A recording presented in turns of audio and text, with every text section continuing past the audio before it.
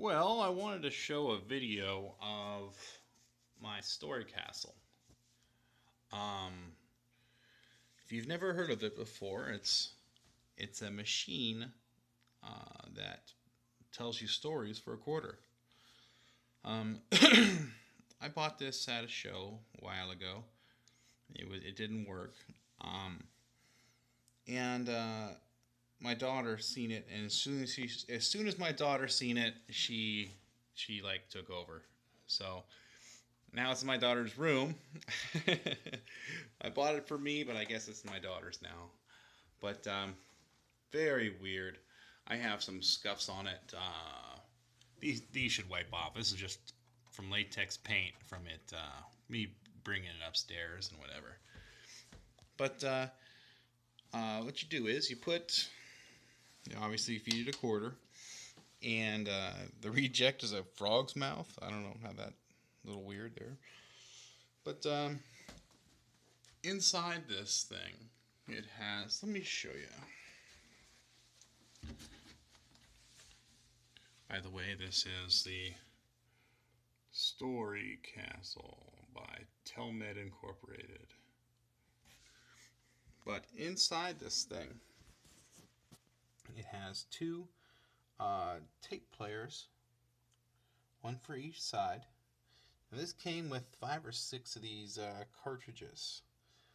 And it looks like the reason they got rid of it, or they put it out of commission years ago, because both tape players were eating all the tapes. So I had to put the tapes back into their casing, and luckily I didn't, well, one of them could not be repaired, or I didn't try hard enough, either way.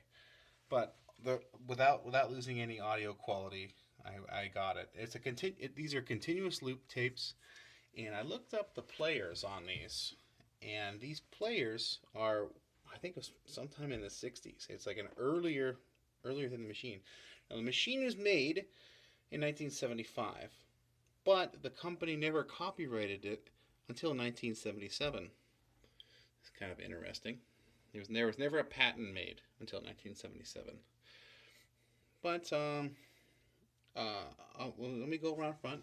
Isn't it interesting how this is all fiberglass? And if you look at the top, they did goofy things like look, see how isn't that just like a pot pie thing? That aluminum thing? That's the reflector, like a pot pie thing.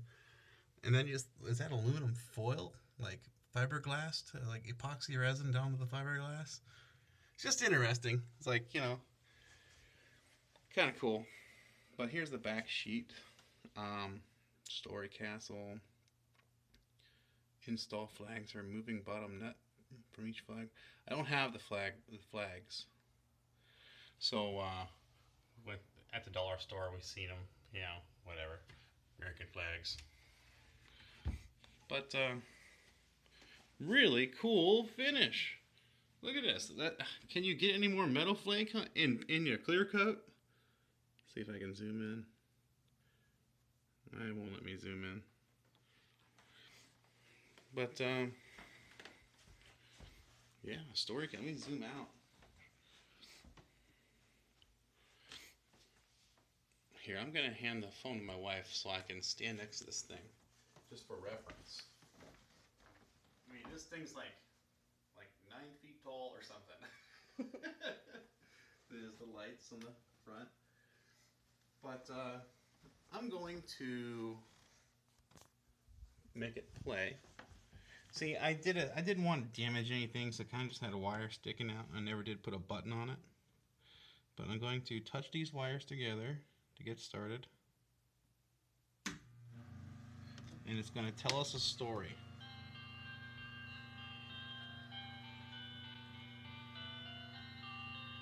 Hello, boys and girls.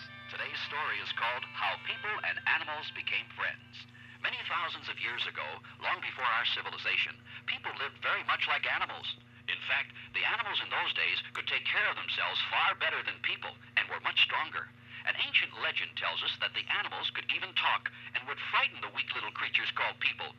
To protect themselves from the animals, the people stayed very close together in tribes and lived inside caves. Now, as the story goes, there was a young caveman by the name of Cranius who began began to ask a lot of questions to the elders of the tribe. Why is it, he said, that all of the animals live happily outside and we have to live inside these caves?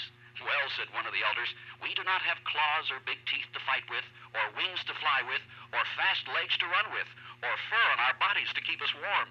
But, said Cranius, there must be something that we can do that they cannot do. And they all began to think and think. Suddenly, Cranius jumped to his feet. That's it, he said. We can think. They cannot. Well, everyone had to agree, and they all began to think more about this, and they became quite excited. Then Cranius said, we must first think of something to defend ourselves from these animals. And they all began to discuss their ideas together. Well, it wasn't long before they thought of a weapon to be known as a spear.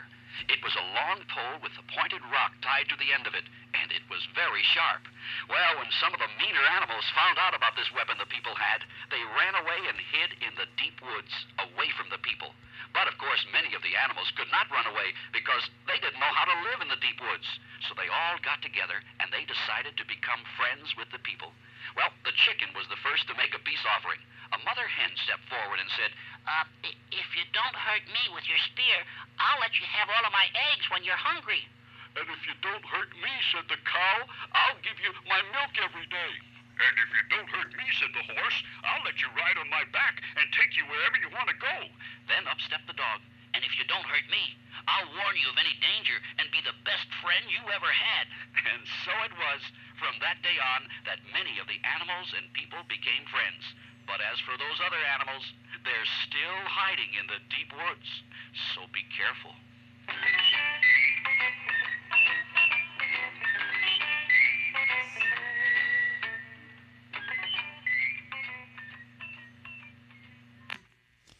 But, yep. So, I can imagine that this would be one of those things that, like, at a grocery store, and, like, the kids bugging Mom, Mom, let me see this thing. And then Mom's just sitting there waiting, like, come on, let's go. Let's go. But, how cool is that?